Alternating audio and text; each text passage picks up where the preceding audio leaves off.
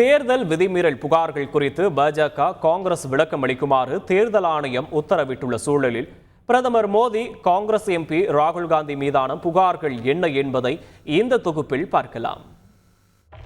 நாடாளுமன்ற தேர்தல் பிரச்சார களத்தில் பிரதமர் மோடி வெறுப்பை பரப்புவதாக காங்கிரசும், ராகுல் காந்தி நடத்தை விதிகளை மீறுகிறார் என பாஜகவும் தேர்தல் ஆணையத்தில் புகார் தெரிவித்தன.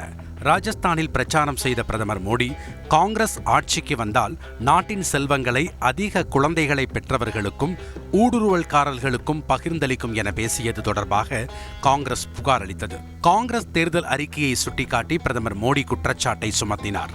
ஆனால் தேர்தல் அறிக்கையில் அப்படி இல்லை என தெரிவிக்கப்பட்டது. இஸ்லாமியர்களை குறிவைத்து மோடி பேசியதாக குற்றம் சாட்டிய காங்கிரஸ், அவர் பிரிவினையை தூண்டும் விதமாக பேசுவதாக குற்றம் சாட்டியது.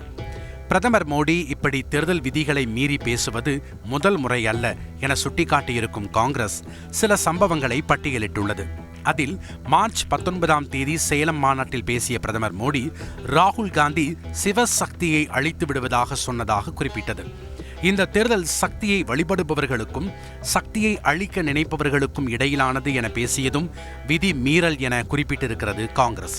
ஏப்ரல் 6 உத்தரப்பிரதேச மாநிலம் ஷஹரன்பூரில் பேசிய பிரதமர் மோடி, காங்கிரஸ் தேர்தல் அறிக்கை முஸ்லீம் லீக் சிந்தனையை பிரதிபலிக்கிறது என குறிப்பிட்டதும் விதி மீறல் என தெரிவித்துள்ளது காங்கிரஸ். ஏப்ரல் 7 பிரச்சாரத்தில் காங்கிரஸ் ராமர் கோயில் கட்ட எதிராக இருந்ததாகவும் அக்கட்சிக்கு வாக்களிப்பதை தவிருங்கள் என மோடி பேசியதும் விதி மீறல் என குறிப்பிட்டுள்ளது காங்கிரஸ்.